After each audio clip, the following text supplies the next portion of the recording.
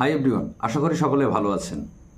ইতিমধ্যে আমরা প্রত্যেকে অবগত 2016 সালের গ্রুপ সি, গ্রুপ ডি, 9, 10 এবং 11, 12 যে প্যানেল 2016 সালের সেই প্যানেলের 25,723 জনের চাকরি শেষ এবং কারণ হিসাবে 17 রকমের দুর্নীতির কথা বলা হচ্ছে।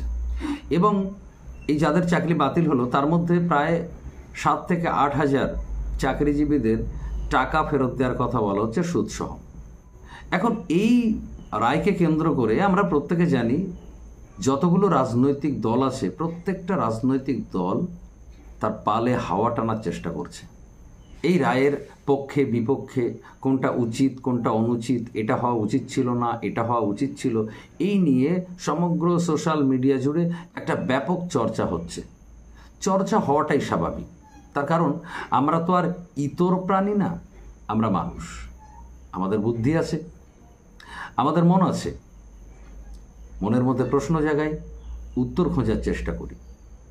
কিন্তু এই সোশ্যাল মিডিয়া জুড়ে যতই চর্চা হোক, যাদের চাকরি গেল তার মধ্যে সিবিআইয়ের তদন্ত অনুযায়ী যে 7-8 হাজার অবৈধ তারা বাদে বাকি যারা নিজেদেরকে বৈধ মনে করেন তারা এই মুহূর্তে কিন্তু চাইলে চাকরিটা ফেরত পাবে না, অর্থাৎ তারা চাকরিহারা তো চাকরিহারা। তাই এই সমস্ত প্রশ্ন তুলে আমি সময় নষ্ট করতে চাইছি না। এই মুহূর্তে চাকরিহারাদের যারা নিজেদেরকে বৈধ মনে করেন তাদের সামনে কি পথ খোলা আছে? নাম্বার 1, একটা বিচার প্রক্রিয়ার মাধ্যমে চাকরি বাতিল হয়েছে, তাহলে এই চাকরিটা যদি ফেরত পেতে হয় তাহলে প্রথম যে রাস্তা সেটা হচ্ছে সুপ্রিম কোর্টের বিচার প্রক্রিয়া। অর্থাৎ সুপ্রিম কোর্ট যদি রায় প্রদান করে কোনো পজিটিভ, তাহলে কিন্তু যারা চাকরি হারিয়েছে এবং নিজেদেরকে বৈধ মনে করেন তারা কিন্তু চাকরিটা ফেরত পেতে পারেন। সেটা নির্ভর করছে সুপ্রিম কোর্টের বিচার প্রক্রিয়ার উপর, রায়ের উপর।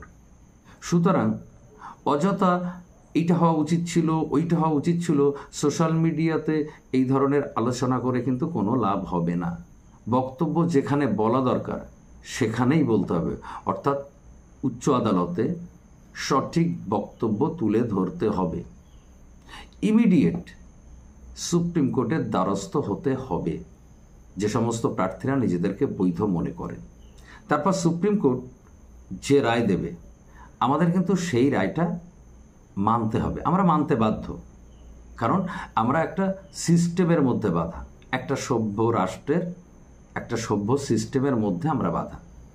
এখন সেই সিস্টেম ভালো হোক আর খারাপ হোক আমাদেরকে মানতে হবে। দ্বিতীয় রাস্তা পড়ে থাকে কি? নতুন নিয়োগ প্রক্রিয়া।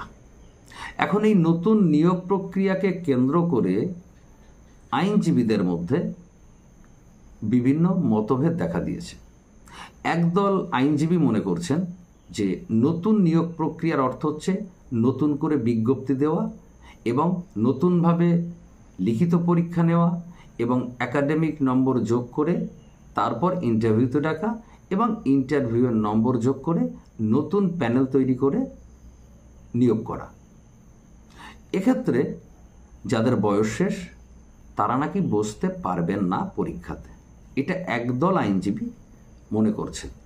অন্য দলের আইনজীবীরা মনে করছেন না, এই নতুন নিয়োগ প্রক্রিয়ার অর্থ হচ্ছে যে ওএমআর, সেই ওএমআরের পুনর্মূল্যায়ন করে কমিশনের হাতে যে দুটো নম্বর আছে অর্থাৎ ইন্টারভিউ নম্বর এবং একাডেমিক নম্বর সেগুলো যোগ করে নতুন প্যানেল তৈরি করে নিয়োগ করা। আবার অন্য দল আইনজীবীরা মনে করছেন যে না, এই নতুন নিয়োগ প্রক্রিয়ার অর্থ হচ্ছে ওএমআরগুলোকে পুনর্মূল্যায়ন করে নতুন করে ইন্টারভিউ নিয়ে তারপরে নতুন প্যানেল তৈরি করে নিয়োগ করা। অর্থাৎ এই যে নতুন নিয়োগ প্রক্রিয়া সম্পর্কে একটা ধোঁয়াশা তৈরি হয়েছে, তাই আমরা এই মুহূর্তে কেউ বলতে পারছি না যে নতুন নিয়োগ প্রক্রিয়া আসলে কি। অর্থাৎ এই যে নতুন নিয়োগ প্রক্রিয়া, এ ব্যাপারে কিন্তু এই মুহূর্তে আমাদের কাছে কোনো পরিষ্কার ধারণা নেই। তার জন্য কিন্তু অবশ্যই অপেক্ষা করতে হবে। তো এই সময় যে সমস্ত চাকরিজীবীরা নিজেদেরকে বৈধ মনে করছেন তাদের কিন্তু মাথা ঠান্ডা রেখে ধৈর্য ধারণ করতে হবে। অনেকেই বিভিন্ন সোশ্যাল মিডিয়াতে, বিশেষ করে ফেসবুকে নিজের পরিচয়টা দিচ্ছেন যে আমি এই চাকরি করতাম, আমি ওই চাকরি করতাম, আমি রিটেনে এত পেয়েছিলাম, আমি অত পেয়েছিলাম, আমি কি করে অযোগ্য হই। আপনি কি ভাবছেন আপনি ফেসবুকের বিভিন্ন গ্রুপে এটা দিলেই সবাই আপনার কথা বিশ্বাস করে নেবে যে আপনি যোগ্য, আপনি বৈধ, আপনি টাকা দেননি? আপনি কি ভাবছেন সবাই এটা ভাববে? যদি আপনি এটা ভেবে থাকেন তাহলে আমি বলছি আপনি ভুল ভাবছেন। এই মুহূর্তে আপনাকে কেউ যোগ্য মনে করবে না, গুটি কতক আপনার কাছের মানুষ ছাড়া। আপনি সোশ্যাল মিডিয়াতে নিজের দুঃখের কথা বলছেন, ব্যথার কথা বলছেন, আর্তনাদের কথা বলছেন। আপনি কি ভাবছেন আপনি সিম্প্যাথি করবেন? আপনি ভুল ভাবছেন। আরে আপনার কথা 50% মানুষ কর্ণপাত করবে না, শুনবেই না আপনার কথা। আর বাকি যে 50% মানুষ আছে তার মধ্যে গুটি কতক মানুষ বাদে বাকি সমস্ত মানুষ আনন্দ পাবে এই ভেবে যে আপনি প্রবলেমে পড়েছেন। তাই আমি বলবো এই নিজেদের আর্তনাদের কথা ফেসবুকে, হোয়াটসঅ্যাপে লিখে লিখে জানাবেন না, সেটাতে আপনি দুর্বল হয়ে যাবেন।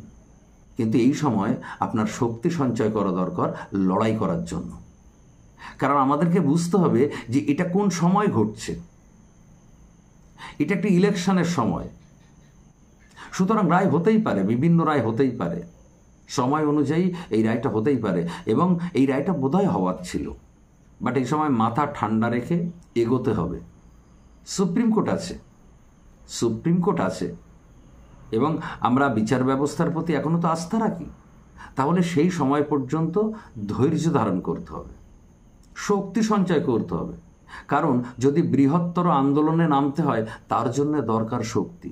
আপনারা তো শিক্ষক শিক্ষিকা, আপনারা তো বাচ্চাদেরকে পড়ান স্ট্রাগল ফর এক্সিস্টেন্স, তো আপনাকে তো এবার ডেমো দিতে হবে স্ট্রাগল ফর এক্সিস্টেন্স কাকে বলে।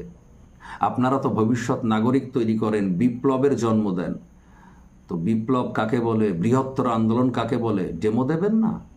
তো ডেমো দেওয়ার জন্য আপনাদেরকে স্ট্রং থাকতে হবে, শক্তি সঞ্চয় করতে হবে। তাহলে মাথা ঠান্ডা রেখে কাজ করতে হবে। আগুন মনের মধ্যে জ্বলবে কিন্তু মস্তিষ্ক হবে ঠান্ডা। এই সময় সোশ্যাল মিডিয়া একটু কম ব্যবহার করুন, ভালো থাকবেন। আর একটা কথা মাথায় রাখবেন, অনেকেই দেখছি বলছে যে আমাদের আর কিছু করার নেই, আত্মহত্যা করা ছাড়া কিছু করার নেই। আমি তাদেরকে একটা কথা বলবো, আত্মহত্যা হলো একটা ক্ষণস্থায়ী সমস্যার দীর্ঘস্থায়ী সমাধান। সমস্যা যেমন মানুষের জীবনে আসে তেমনি চলেও যায়। এই ধরনের চিন্তা ভাবনা করাটাই ঠিক না, কারণ আমরা বারবার যেটা চিন্তা করি সেটা আমাদের সাবকনশিয়াস মাইন্ড বিশ্বাস করে, আর আমাদের সাবকনশিয়াস মাইন্ড যেটা বিশ্বাস করে আমাদেরকে দিয়ে সেটা করিয়ে নেয়। তাই আমি বলবো একটা ক্ষণস্থায়ী সমস্যা যার কিন্তু সমাধান হবার সম্ভাবনা রয়েছে, তার জন্য আইন আছে, উচ্চ আদালত আছে, সেখানে প্রচেষ্টা চলবে। এই ধরনের ভাবনা ভাববেন না। সোশ্যাল মিডিয়াতে নিজেকে বৈধ প্রমাণ করার জন্য কোনো পোস্ট করবেন না। মেন্টালি স্ট্রং থাকুন। নেগেটিভ ভাবনা দূরে রাখুন। মাথায় রাখবেন এটা কিন্তু একটা ক্ষণস্থায়ী সমস্যা। তাই যাদের চাকরি চলে গেছে এবং যারা নিজেদেরকে বৈধ মনে করেন তাদেরকে রিকোয়েস্ট করব, পজিটিভ মাইন্ডে থাকুন, ধৈর্য ধারণ করুন, সুফল নিশ্চয়ই আসবে। সকলে ভালো থাকুন, সুস্থ থাকুন। ধন্যবাদ।